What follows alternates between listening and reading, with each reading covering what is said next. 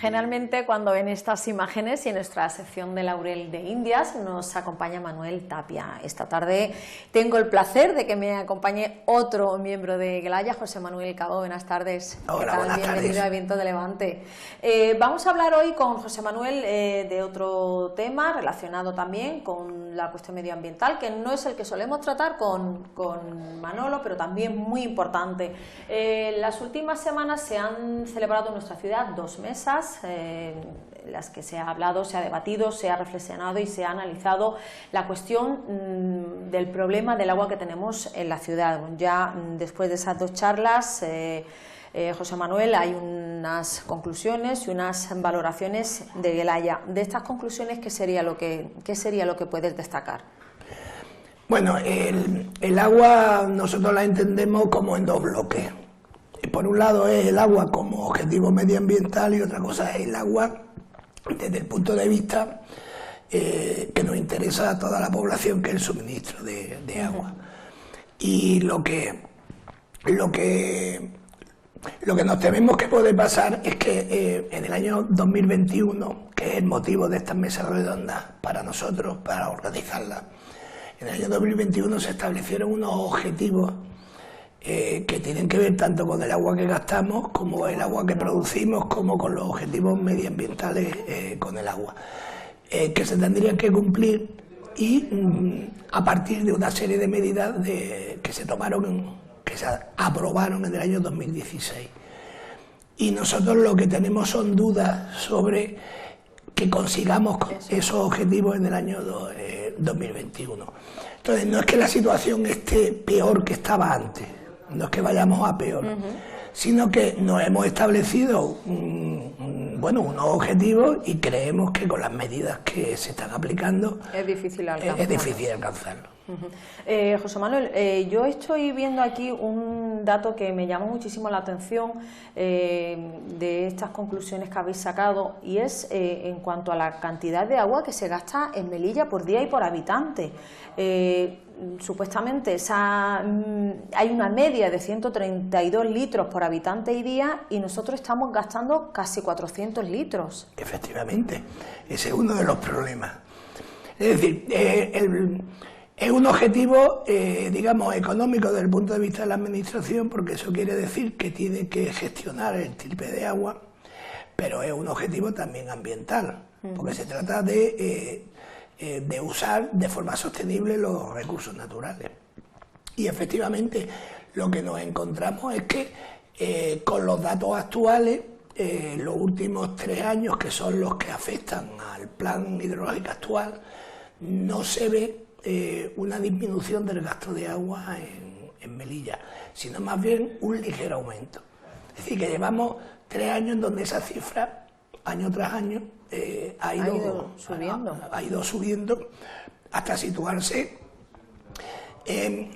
Tampoco vamos a discutir si son 390, si son 360, sí, pero bueno, pero que ha ido acercándose cada vez más a los 400 litros por habitante y día.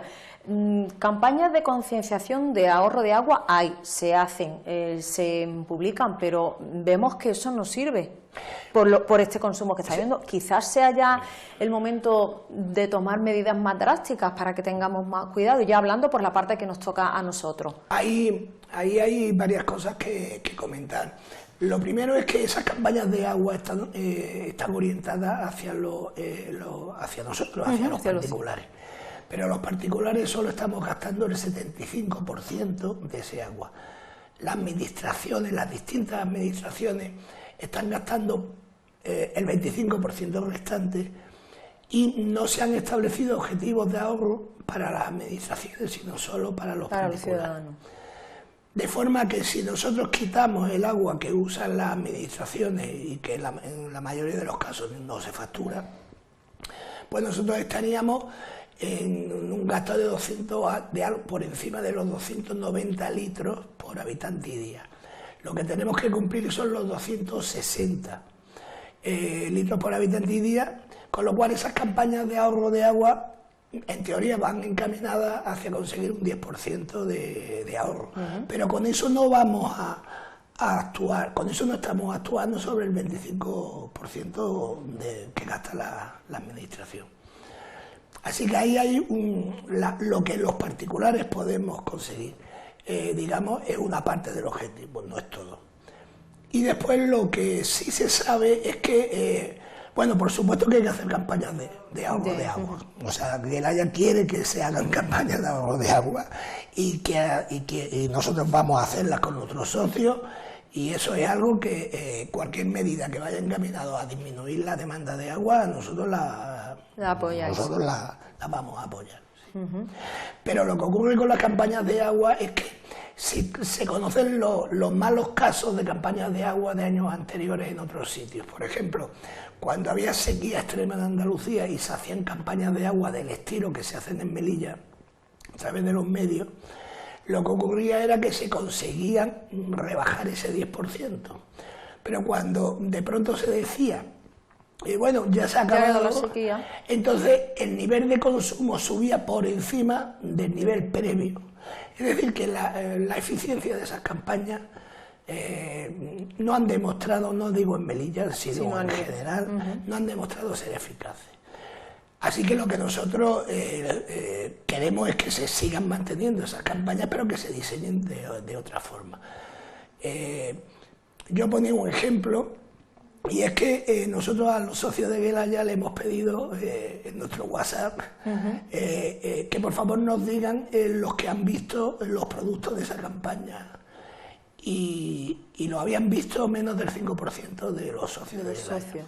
Entonces, si vamos a preguntarle a la gente de Melilla por la calle, ¿sabes que se han hecho campañas? Muchas personas no se han enterado. No se han enterado. Entonces, eso lo que nos hace es a solicitar o a pedir que las campañas se hagan de otra manera. Y en este sentido, Gelaya tendría alguna aportación, alguna sugerencia de introducir ese elemento que modificara quizás un poco los efectos que tuvieran esas campañas. No sé si habréis hablado de algún mensaje. Bueno, como concepto, lo primero que diríamos es que de lo que se trata de cambiar la cultura del agua. Tenemos una cultura de derroche que no vamos a conseguir cambiar en poco tiempo y a corto plazo. Entonces, las campañas tienen que ser algo que se tienen que ser sostenidas en años. Y después respondemos mucho mejor al boca a boca y al cara a cara que a ver carteles. Entonces, yo ponía un ejemplo en las mesas de agua, yo ponía el ejemplo de que tenemos una facultad que está produciendo, por decirlo así, un montón de educadores sociales, sí. Que son decenas todos los años los que salen y que no sé cuántos están trabajando. Pero desde luego, si algo pueden hacer los educadores sociales es dedicarse a hacer campañas permanentes de este tipo. Entonces, no es tanto el contenido de la campaña, sino es los medios de la campaña. Es decir, es poner a gente a trabajar en intentar transmitir a los ciudadanos un cambio de cultura de agua. En este sentido, estaba pensando, a medida que estaba hablando, por ejemplo, campañas en centros educativos, de la misma manera que se hacen pues para concienciar sobre otras cuestiones, campañas también para concienciar a los más pequeños sobre el ahorro del agua, que además muchísimas veces ellos que nos parecen así, esos niños pequeños no se enteran, esos mensajes les llegan y calan más en ellos que en los adultos. Es absolutamente necesario hacer campañas en los colegios. Lo que ocurre es que después hay que mantener esas campañas para cuando son adultos, y después también hay que tener en cuenta que la mayor parte del agua no lo están gastando los escolares. Los escolares lo que tienen es un efecto rebote de decirle a su familia, oye, eso está mal. Claro. Entonces ese efecto sí que es positivo. Pero lo que no podemos es dedicarle las campañas a los escolares y esperar a que se haga adulto. No, habría que hacer, yo me refiero al planteamiento de todo a la vez, o sea, por un lado los adultos, y si algún adulto se despista, que ya haya un pequeño que le recuerde que lo que está haciendo no está bien. O sea, que las campañas deberían ser enfocadas a poblaciones dianas distintas, es decir, como se hace una campaña en un colegio no puede ser de la misma manera como se haga con adultos, son campañas distintas. Claro. En estas mesas también, José Manuel, se ha hablado sobre, además una de las conclusiones que destacáis en este informe, por llamarlo de alguna manera, sobre los objetivos medioambientales del plan hidrológico. Un poco, pues, cómo se está desarrollando aquí, carencias, cuestiones, aspectos positivos, qué es lo que falta por hacer. Bueno, hay un caso muy concreto que es el Río de Oro. El Río de Oro es una de las masas de agua que está valorada como agua muy modificada en ese plan hidrológico. Eso equivale a lo que todos los melillenses que pasamos los cauces de Melilla vemos. Por más esfuerzo que se haga en quitar basura y en quitar escombros, sigue habiendo basura, sigue habiendo escombros. Entonces, el estado ecológico y la calidad química del agua del río, pues no es buena. El objetivo para el año 2021 es justamente que se haga, convertirla en un río con buen estado ecológico y con agua, con un buen estado químico. Nosotros a eso añadimos otra cosa, y es que con el Río de Oro se pueden hacer dos cosas, que es olvidarse que es un río y hacer con él cosas, o pensar que es un río. Lo digo por una sencilla razón. Los ríos, para ser ríos, son cauces, o sea, corrientes de agua que desembocan en el mar. El río de Melilla no desemboca en el mar, desemboca en una alcantarilla. Entonces, si nosotros lo que queremos es que el río sea un río, lo que tendremos es que plantear soluciones que sean, por ejemplo, diferentes a poner un estanque de 720 metros en la desembocadura, por mucho que sea bajito y que tenga medio metro, porque lo que estamos es creando un obstáculo, por ejemplo, a una riada. Con lo cual va a destrozar esa iniciativa, porque las riadas sabemos que van a venir, pero con el cambio climático no sabemos si la intensidad, porque es previsible que sean con intensidad mayor de las que conocemos. Así que, por un lado, lo que nos extraña es que el plan hidrológico establezca el objetivo de que el río sea un río, y que, sin embargo, no haya ni de un conjunto de 59 medidas, se cree una medida a la cual en los próximos 15 años no se le decida ningún dinero. Es decir, no está previsto en el plan hidrológico, esto es el Real Decreto 1/2016, en conservación de ecosistemas acuáticos, no marinos, acuáticos. Pues uno ve la tabla y no hay concesión económica ni para el horizonte del año 2021 ni para los que siguen. Por lo tanto, es como si esas medidas estuvieran puestas por ponerlas, porque si no están dotadas de esa financiación, posiblemente, difícilmente se pueden llevar a cabo. Exactamente. Lo que a nosotros nos anima en este sentido es que la vida es tozuda, y me refiero a que, por ejemplo, en la desembocadura del Río de Oro sigue existiendo vida, sigue existiendo flora, sigue existiendo fauna, y en general en todo el Río de Oro no ha desaparecido, el ecosistema se sigue manteniendo como puede, pero sigue habiendo cosas de valor que conservar, porque si no hubiera nada que conservar, entonces probablemente lo que se podría tirar la toalla y decir, bueno, pues vamos a hacer del río otra cosa. Pero es que realmente tenemos en el río cosas que conservar. Y ejemplo de ello, de esto que estás hablando, José, de que en el río hay cosas que merece la pena conservar y por eso no hay que tirar la toalla. Tenemos un vídeo además que nos ha mandado vuestro compañero Manuel, nos lo ponéis, un compañero, es el vídeo del chorlitejo. Sí, ahora lo ponen y ya así nuestros telespectadores saben de qué es lo que estamos hablando cuando decimos que merece la pena conservar y seguir luchando por conservar ese ecosistema en el Río de Oro. Ahí lo tenemos. Esto es a lo que te referías, ¿no, José Manuel? Sí, eso es un pollo. Bueno, hay que decir una cosa, los pollos no vuelan, pero hay pollos que se llaman nidífugos y nidícolos. Este es nidífugo, es decir, tiene nido en el suelo. Y en un cauce es fundamental que el pollo a los pocos días ya sea capaz de correr. Por lo tanto, no se queda en el nido a esperar sino que se mueve en donde está. Y está en la desembocadura. Ahí, mira, lo estamos viendo en el... Está en la desembocadura. Entonces, eso es un pollo, esto es del año pasado. El periodo de reproducción, lo hemos anunciado esta semana, empieza el 15 de abril y termina el 15 de junio. Y en este año ya hemos visto que en la desembocadura hay un par de parejas de cholitejos querenciados en el sitio para insistir una vez más en que ese es también su sitio. Claro, que nuestro río de Oro quiere ser un paraje natural, quiere, pues eso, mantener esa vida, esa flora, esa fauna, y simplemente hay que ayudarlo un poco, digo yo, ¿no?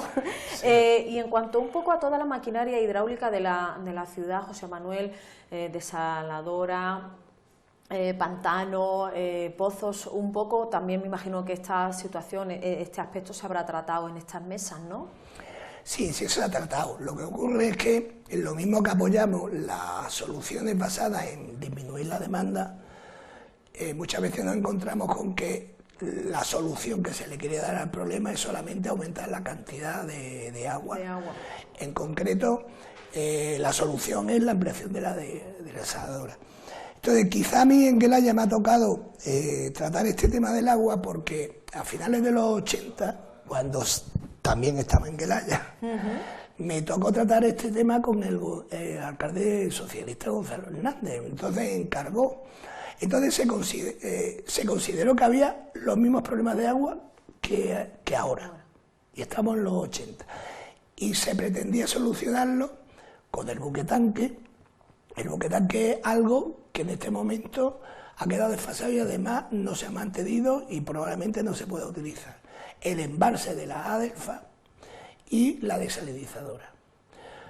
Así que hemos tenido que esperar desde los años 80 hasta hace 10 años para que se instale una desaladora que venía a arreglar los problemas del agua y que además venía a arreglar el problema de la calidad del agua, porque el agua iba a ser como mineral.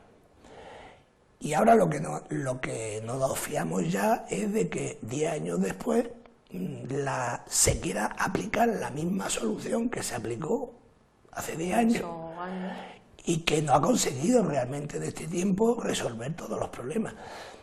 Así que lo que creemos es que existen otro tipo de medidas que aplicar además de esta. Yo creo realmente que que la ampliación de la desaladora de alguna forma se ha hecho casi obligatoria precisamente por no aplicar otro tipo de medidas durante todo este tiempo. Entonces estamos hablando de ver cómo un problema evoluciona en 40 años, porque desde el año 80 casi han pasado 40 años, y cómo las soluciones siempre son las mismas. Y el problema sigue ahí, porque además la calidad del agua sigue siendo la misma. Aquí no podemos abrir el grifo y beber agua como si fuera con calidad de agua mineral. Claro, nosotros entendemos que el agua de Melilla es potable. Es que es como decir que no es venenosa, es decir, uno no se muere por beberla. Por si acaso, no vaya a ser que alguno se debate. No hay problemas de sanidad pública en ese sentido, entonces no estamos hablando de ese tipo porque el consejero se nos enfada con que nosotros no estamos diciendo eso. Nosotros lo que estamos diciendo es que el que es pobre va a la fuente por agua. El que puede comprar garrafas de agua mineral va a la tienda y las compra.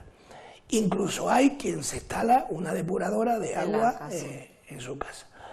Entonces, claro, esto es una cuestión de pensar, pagamos, creemos que poco, un servicio público que nos obliga a gastarnos dinero por dos veces, porque, claro, todas las botellas y las garrafas de plástico de agua vacía tienen que acabar en la incineradora y hay que pagar por quemarla, porque los plásticos tienen cloro y son altamente contaminantes cuando se queman.